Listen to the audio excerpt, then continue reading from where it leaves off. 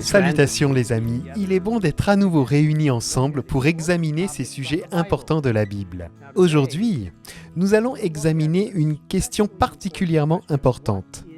Quelle est la mission très importante que Dieu nous a confiée en tant que son Église à accomplir pendant ces temps de détresse et de tumulte? Vous voyez, je crois que les adventistes du 7e jour ont été appelés à accomplir un travail très spécial.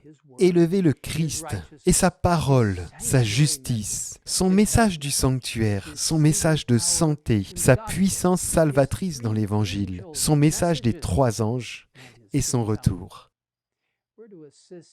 Nous devons témoigner de l'œuvre du Saint-Esprit en dirigeant les gens vers la croix du Christ et son intercession pour nous dans le lieu très saint du sanctuaire céleste, en ce moment même.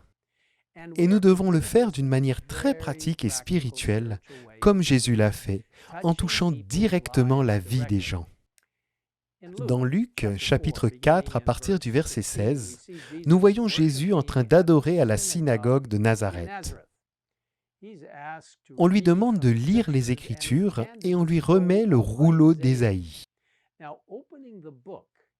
En ouvrant le livre, il lit à partir d'Ésaïe 61, le verset 1 et la première partie du verset 2 qui dit « L'Esprit du Seigneur, de l'Éternel est sur moi, parce que l'Éternel m'a consacré par onction pour annoncer de bonnes nouvelles aux pauvres. Il m'a envoyé pour guérir ceux qui ont le cœur brisé, pour proclamer aux déportés la liberté et aux prisonniers la délivrance, pour proclamer une année de grâce de l'Éternel. » Il est clair que le Christ s'identifie comme loin, le Messie, et définit sa mission. En référence à ce passage, le commentaire biblique adventiste du 7e jour déclare « L'évangile de Jésus implique le soulagement des pauvres, la lumière pour les ignorants, le soulagement de la souffrance et l'émancipation pour les esclaves du péché. » Vous voyez, le ministère du Christ est un ministère très équilibré qui aidait dans un sens temporel, soulageant la souffrance là où il le pouvait, mais toujours avec des résultats spirituels éternels. Il est venu pour soulager les prisonniers, et non au sens propre, mais ceux qui étaient prisonniers de Satan. Il a offert la libération spirituelle de l'esclavage du péché. Et mes amis, aujourd'hui il y a tant de prisonniers du péché.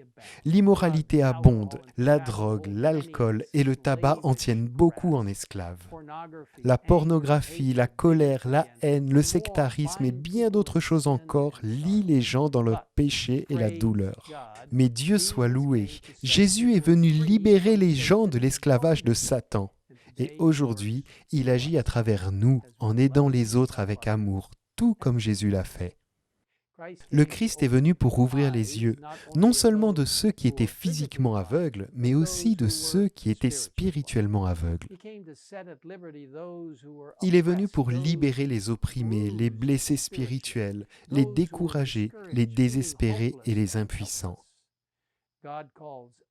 Aujourd'hui, Dieu nous appelle à tendre la main à ces personnes avec espoir et guérison, en les dirigeant vers le Sauveur, celui qui peut les guérir et qui peut transformer leur cœur.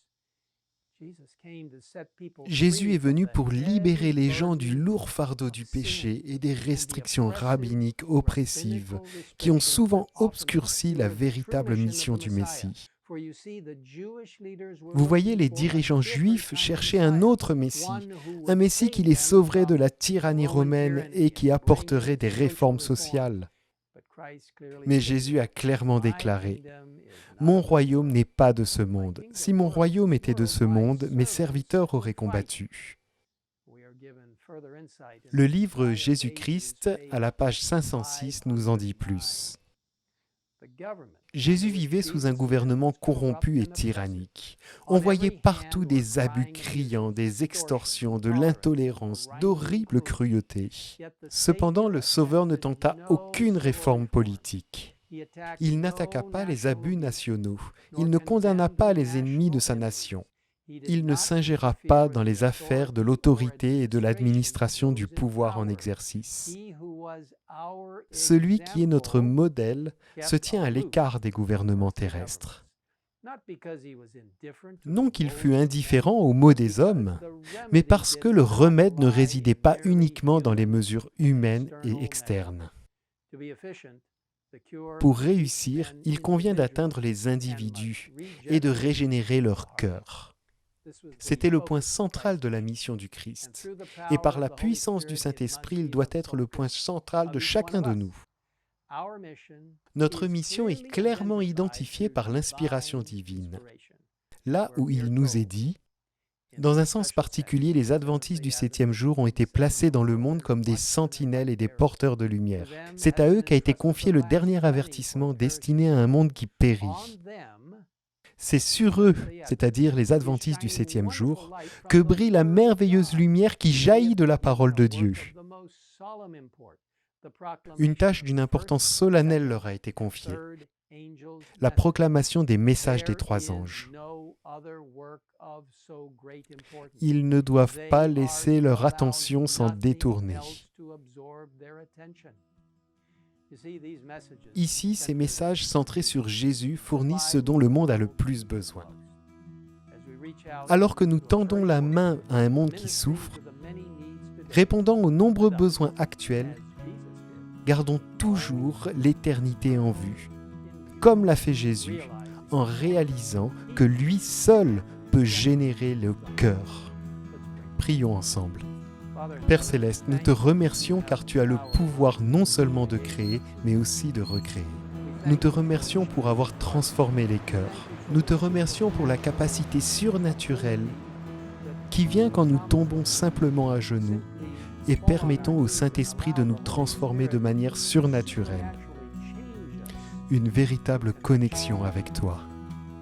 Seigneur, bénis chacun d'entre nous.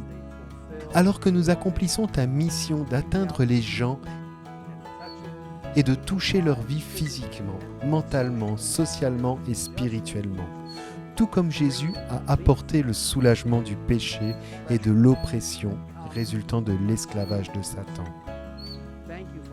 Merci de nous écouter et d'espérer qu'un jour, bientôt, nous serons au ciel où il n'y aura plus de difficultés et où tout sera parfait. Tout cela à travers la grâce du sang et au ministère de Jésus-Christ, sa justice sanctifiante. Nous te remercions de nous écouter, nous te le demandons au nom du Christ. Amen. Amen.